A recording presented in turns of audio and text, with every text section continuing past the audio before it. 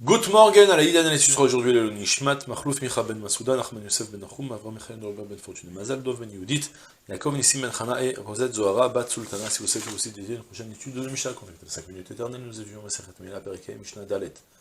Natal Even Okora Shel Hekdesh, Arize Lo Ma'al. Netana Chavero, Hu Ma'al ve Chavero Lo Ma'al. Bena'a betoch beto, Arize Lo Ma'al, Ad Sheyadur Tachtea, Beshave Pruta. נטל פרוטה של הקדש, הרי זה לא מעל. נתנה לחברו, הוא מעל וחברו לא מעל.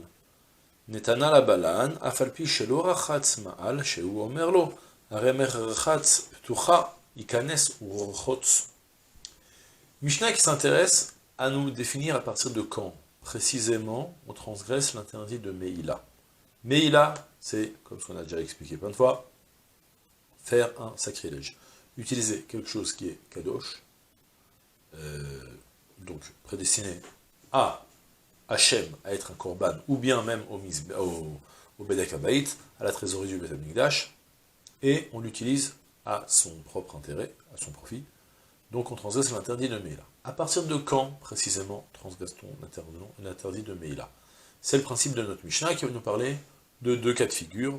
Chacun va être séparé en trois cas. Un, on va parler d'une pierre, d'une brique, qu'on a voulu offrir au Bet HaMikdash, et l'autre va me parler d'une pièce qu'on a utilisée. Et je commence à traduire dans la première situation, c'est Natal Even Okora Shel Hekdesh. Il a pris une pierre, une brique, une pierre de construction, au Korah Shel Hekdesh, ou une poutre du Hekdesh. Je vais traduire les trois cas de figure, comme ça on aura une idée générale, et puis on va les préciser ensuite, chacun à son tour. Natal Even Okora Shel Hekdesh, il a pris une pierre, donc, ou une poutre, qu'il a offert au Hekdesh, qui appartient au Hekdesh, Areizé lo Ma'al. Il n'a pas encore transgressé l'interdit de Meïla depuis le moment où il a juste soulevé. Par contre, Netana la Chavero, s'il l'a donné à son ami, à son prochain, Hu Ma'al va Chavero lo Ma'al. Lui-même transgressera l'interdit de Meïla, mais son ami ne transgressera plus l'interdit de Meïla. Selon le principe après hier, que dès qu'on a transgressé l'interdit de Meïla, l'objet devient profane, il n'y a plus de Gdusha, donc de ce fait, l'ami ne transgresse plus l'interdit de Meïla. Bna'a betor beto, si maintenant cette pierre-là, il a construit dans sa maison, Areizeloma'al, il n'a pas encore transgressé l'interdit de Meïla pour le moment, Ad sheyadur tartea beshave pruta, jusqu'à qu'il va commencer à vivre, à tirer profit de sa maison, d'une valeur d'une pruta, parce que, on va expliquer d'abord, je vais d'abord faire de l'ordre. Ça touche un petit peu aux Mishnah précédentes, mais le principe, il est simple. L'interdit de Meïla, donc c'est, j'ai une pierre, par exemple une brique, que j'ai sanctifiée, qui appartient à la trésorerie du Bet HaMikdash, et donc maintenant la Mishnah enseigne comme ça, tu sais, quand tu l'as soulevé dans les mains, c'est pas encore Meïla, même si t'as pas encore transgressé l'interdit de Meïla. Pourquoi? Parce que, pour le moment, c'est qu'un déplacement de matière. On va expliquer que c'est pas du tout vrai. C'est que dans un cas précis. Mais pour le moment, c'est le principe général que la Mishnah veut nous dire. Là, c'est un déplacement de matière. Bon, c'est vrai qu'en général, tu prends la pierre de ce coin-là, tu vas la mettre dans l'autre coin de la chambre, tu le fais pas avec l'intention de te l'accaparer. Et là, tu le fais avec l'intention de te l'accaparer. Mais c'est pas encore grave, tu ne transgresses pas encore l'interdit de Meïla, tel que la Mishnah me le dit pour le moment. Par contre, si tu es parti voir le voisin qui cherchait lui ou mettre une pierre, il cherchait une pierre pour pouvoir la construire dans son mur, tu lui dis tiens, j'ai une super pierre. Tu as oublié que c'était la pierre du Hekdesh. Dès que tu l'as transmis dans les mains, tu as transgressé l'interdit de Meïla. Ça, c'est la deuxième cas de figure, de Netanel Chavero. Par contre, si toi, maintenant, tu as pris cette pierre, tu étais chez toi, tu as voulu donc la construire, tu l'as soulevée, tu ne transgresses pas encore l'interdit de Meïla. Dès que tu vas là, littéralement, dès que tu vas la construire, tu vas la fixer dans le mur, là, tu vas transgresser l'interdit. Tu transgresses pas encore l'interdit de Meïla jusqu'à que tu vis dans la maison, l'équivalent d'une prouta, que tu as tiré un profit d'une prouta. Tel que la Mishnah l'a présenté, voilà ce qu'elle me dit. Seulement, les deux halachot, elles sont pas du tout vraies, elles sont fausses même. Et le Barthénois nous précise chaque cas de figure, dans quel cas précisément ça s'est produit. On parle précisément du Gizbar. Le Gizbar, lui, c'est celui qui... Le Gizbar, c'est le trésorier du Bet HaMikdash. Pour lui, spécifiquement, la Mishnah me dit, sache que pour le moment, même si tu le prends à tes fins, pour le moment, tel Gizbar, tu ne l'as pas encore fait sortir de la propriété du Hekdesh.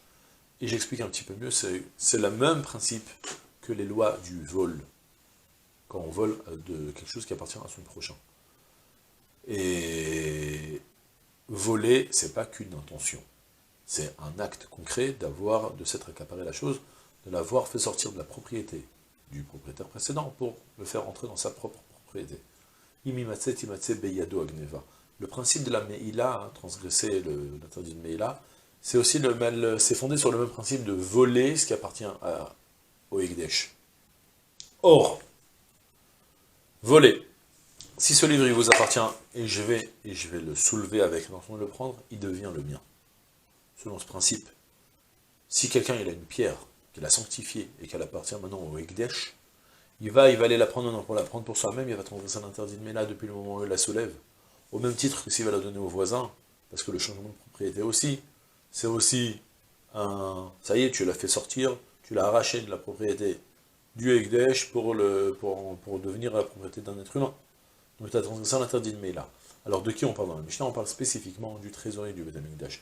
Il y a une halakha dans les Shomrim, que si ce livre-là, je vous ai dit, ce livre qui avoue, je le soulève avec l'intention de le prendre pour moi-même, je transgresse l'interdit de voler.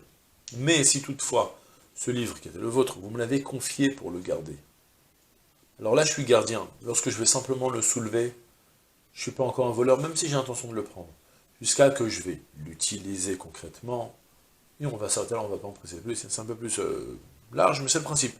Dès que ça ne suffit pas de le déplacer uniquement, il faut que je l'utilise, que je lui... Shlichutia de tzricha chisaron, c'est les mots de la Gemara. Il faut non seulement le prendre pour soi-même, mais l'utiliser et même aussi le faire manquer, et le faire perdre de quelque chose un petit peu. Donc il faut spécialement, en tout cas, un simple déplacement de matière ne fait pas jusqu'à que je vais concrètement en tirer profit. Donc, je répète, si vous avez sanctifié quelque chose, vous avez une pierre chez vous, dès que vous allez la soulever pour en tirer profit, ça y est, maintenant vous êtes en train de la voler, donc maintenant vous êtes en train de transgresser l'interdit de Meïla. Si vous êtes le trésorier du Beth Amikdash, le simple fait de soulever, même avec l'intention de vous l'accaparer, c'est pas encore une transgression, parce que pour le moment c'est juste un déplacement de matière, mais sans faire sortir de la propriété, jusqu'à que vous allez l'utiliser ou le donner à quelqu'un. Donc dès que vous allez ensuite le donner à quelqu'un, vous allez transgresser l'interdit de Meïla. Maintenant, si je la construis, cette pierre-là, je la mets chez moi dans un mur, j'avais un trou dans un mur, je la mets dans un mur. Alors là, la Mishnah me dit que tu sais, tu ne transgresses pas encore l'interdit de Meïla jusqu'à que tu vas habiter dedans. Même cette halakha-là, elle est fausse. C'est pas qu'elle est fausse, elle n'est pas exacte.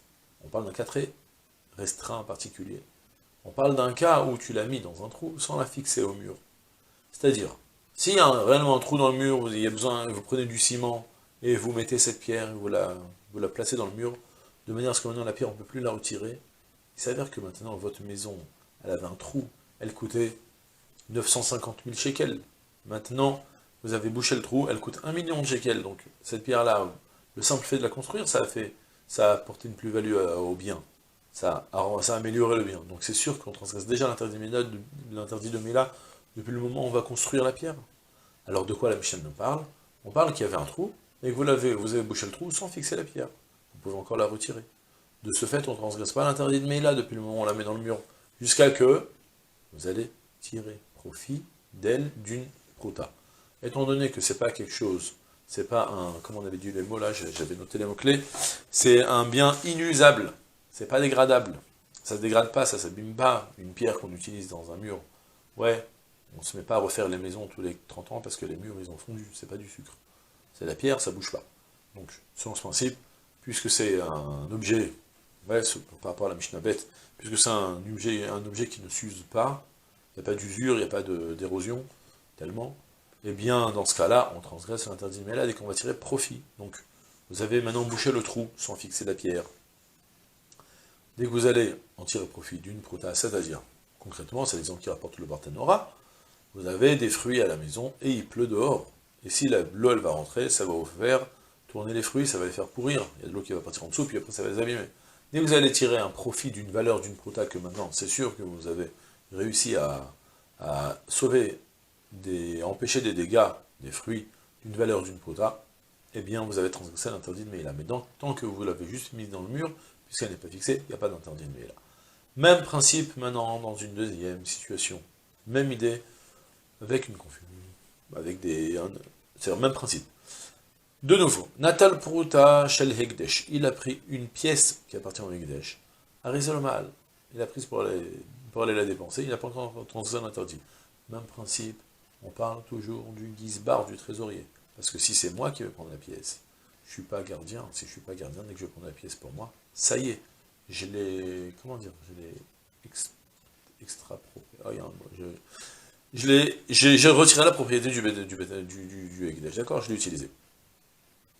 Et donc, Natal Protash Ekdesh, il a pris, donc, mais si je suis le Gizbar, j'ai pris la pièce, même si j'ai eu l'intention de la prendre pour moi, pour le moment, je n'ai pas retiré la propriété du Beth Ekdesh, parce que je suis le Gizbar, ma main, c'est comme la main du Ekdesh, c'est la définition aussi, et donc, à Rizal Omal, il n'y a pas eu d'interdit de Meila pour le moment. Netana la Chaveru, cette pièce-là, il a donné à son prochain pour qu'il aille s'acheter ce qu'il veut.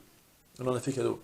Ah, tu l'as prêté, depuis ce moment-là, ou Ma'al, la Chaveru Omal. Toi, tu transgresses l'interdit de Meila, mais lui, il transgresse plus l'interdit de Meila. Pourquoi lui, il transgresse pas l'interdit de Meila? Comme on a appris dans la Mishnah précédente, la pièce, elle est devenue profane maintenant. Ensuite, Netana la Balan, il a donné cette pièce au Balan. Au Balan, c'est le responsable de la douche, celui qui s'occupe. Aujourd'hui, le Balan, c'est au Migvé, la Balanite, c'est celui qui s'occupe de tromper les femmes et de vérifier. Mais initialement, le Balan, c'est celui qui est responsable sur les bains publics, la douche publique, les bains publics. C'est le Balan. Donc dès qu'il va donner cette pièce pour le Balan, la Mishnah enseigne, sache que même s'il n'est pas encore rentré pour se laver, eh bien Ma'al, il a déjà transgressé l'interdit dès qu'il va donner la pièce. Pour quelle raison? Chez Wo Merlo, car le Balan va lui dire regarde, la douche, elle est ouverte. Ikanes urchot, rentre et lave-toi. On explique un petit peu mieux. Ça paraît simple, mais c'est un peu plus subtil. Il y a une petite finesse à comprendre en réalité. Ça se passe comme ça. Si j'ai donné une pièce pour acheter quelque chose, si le fait d'avoir donné la pièce m'a fait acquérir en contrepartie la chose, de manière à ce que l'autre ne peut plus me rendre l'argent, il est obligé de me rendre l'objet ou le service, eh bien il s'avère que dès que j'ai donné la pièce elle a été acquise par lui. Par contre, si, d'abord je parle en théorie, après on va essayer d'exprimer un petit peu plus concrètement, mais si depuis le moment où je lui donne la pièce, pour le moment, il n'est pas encore obligé de me rendre la marchandise. Il peut décider de me dire, bon, tu sais quoi, il ne veut plus vendre, il me rend la pièce. Il s'avère que la pièce que j'ai donnée, pour le moment, c'est juste un déplacement de matière. Ça ne prend pas une allure de Meïla, jusqu'à qu'il va me donner la marchandise en retour. C'est un principe général, et qu'on retrouve précisément ici. Lorsque vous avez n'importe quel employé, alors ça se passe comme ça, il y a deux types d'employés. Il y a des employés où il va vous rendre un service, et il y a des employés où il faut... il y a des employés où il utilise des outils. D'accord? Par exemple, la Gemara prend l'exemple dans Baba Metzia, d'un coiffeur. Peu importe. Ce que je veux vous dire, ça se passe comme ça. Il y a des employés où depuis le moment où je vais le payer, il me doit, en contrepartie, le service. Mais il y a d'autres employés où le fait de le payer ne suffit pas encore pour qu'il me donne le service. Il a la possibilité de me rendre l'objet jusqu'à que je fasse Meshicha, que je fasse un Masekinyan en utilisant ces objets. Ouais, et de ce fait, on va prendre un cas d'un coiffeur, par exemple, depuis le moment où je lui ai donné la pièce pour qu'il me coiffe, ben figurez-vous, je ne transgresse pas encore interdit de Meïla, jusqu'à que je vais soit prendre le ciseau, soit faire un acte qui va matérialiser un petit peu plus l'engagement. Parce que pour le moment, dès que je l'ai payé, il peut me rendre. À la différence du Balan, que depuis le moment où j'ai payé, s'il veut, si je réclame finalement mon argent, je dis non, finalement, je ne vais plus me laver chez toi, je vais aller me laver ailleurs, eh bien, il va me dire non, non, ça y est, tu m'as donné la pièce, moi, de mon côté, mon devoir, c'est de te mettre à disposition le bain pour que tu te laves, il est à disposition, débrouille-toi avec. Puisqu'il a la possibilité, c'est ce que la Mishnah vient m'enseigner. Netana la Balan, il a donné la pièce au Balan. Afalpi Shelo Rachatz, même si je ne me suis pas encore lavé dedans. Ma'al, j'ai déjà transgressé l'interdit Meïla, pourquoi? Shehu Omerlo, parce que le Balan, il va me dire, Aremerchatz Petucha, ça y est, tu m'as donné la pièce, moi, le bain, il est ouvert, je t'en prie.